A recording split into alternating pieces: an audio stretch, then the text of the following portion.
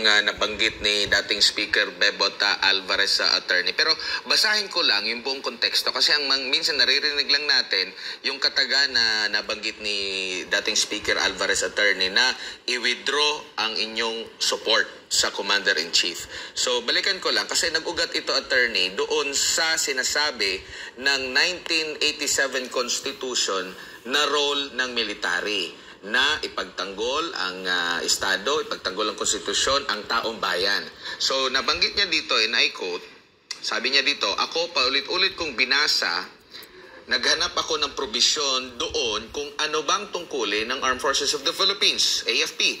Wala akong makitang nakalagay sa saligang batas na sinasabing, the AFP shall protect the Commander-in-Chief. Wala po. Ang nakalagay sa saligang batas ganito, the AFP shall protect the people and the state. Ngayon, pag ba pinayagan natin na pumutok ang gyera sa West Philippine Sea, yan ba pinoprotektahan ba natin ang taong bayan? Yan ba pinotektahan natin ang state o estado? Hindi po. Pag sumabog ang gulo sa West Philippine Sea, there will be countless dead bodies. There will be unimaginable destruction, famine, hunger. Mangyayari po yan. Kaya bago mangyari lahat, nakikiusap ako sa inyo patungkol dito sa mga militar. We don't have to hurt each other. We don't have to fire a single shot. Simple lang. Sa mapayapang paraan, please withdraw your support to the Chief Executive. Pag po nag-withdraw kayo ng suporta sa kanya, ibig sabihin, sinusuportahan nyo ang probisyon sa saligang batas na to protect the people and the state. Kapag po nag-withdraw kayo ng suporta sa kanya, wala na siyang ibang gagawin kundi bababa sa pwesto niya. Ano ba ang take mo dito, attorney? Well, kasi alam mo, ang revised penal code na nagpaparusa sa sedition ay isang ordinaryong batas. Yung papel at katungkulan, ito po yung katungkulan ng ating hukbong sandatahan na protektahan ng taong bayan, yan po ay nasa saligang batas. Mas mataas po ang saligang batas natin. So, ano ibig sabihin yan?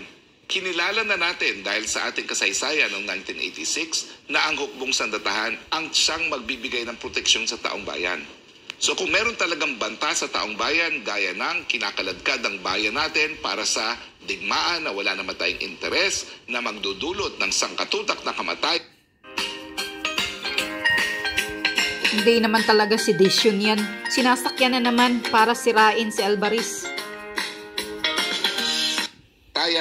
Para lang sa mga dayuhan, yun ang sinasabi ni Speaker Alvarez. Kinakailangan gampanan ng hukbong sandatahan yung kanilang papel, yung kanilang katungkulan na protektahan ang sambayanang Pilipino.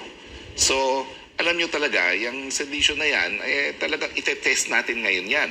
Dahil yan ay pinasa bago pa nagkaroon ng 1986 Constitution. At alam naman natin na yung 1986 Constitution may kinalaman yan doon sa pagpapatalsik kay Marcos Jr.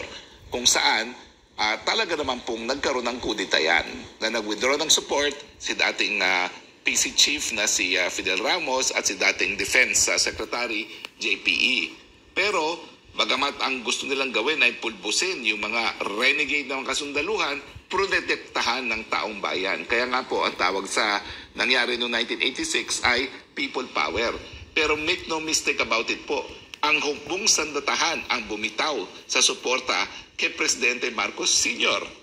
Ang nagprotekta para hindi sila pulbusin ng mga kasundaluhan na naniwala pa rin kay Marcos Sr. ay ang taong bayan.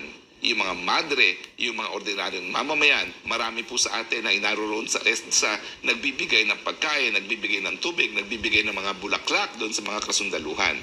Kaya nga po, naging ehemplo yan sa buong daigdig na po pwede palang magkaroon ng bloodless people power revolution. Pero bagamat ang tawag po natin dyan ay people power, meron muna po mga kasundaluhan na bumitaw sa suporta sa chain of command. At ngayon po, ina-institutionalize yung ganyang gawain ng ating hukbong sandatahan to the point na ngayon baka kinakailangan amendahan yung provision ng sedition. Dahil alam natin na the Constitution prevails over an ordinary law. No? At kapag incompatible ang isang provision ng revised penal code sa ordinary law, syempre ang mananaig ang saligang batas. Attorney,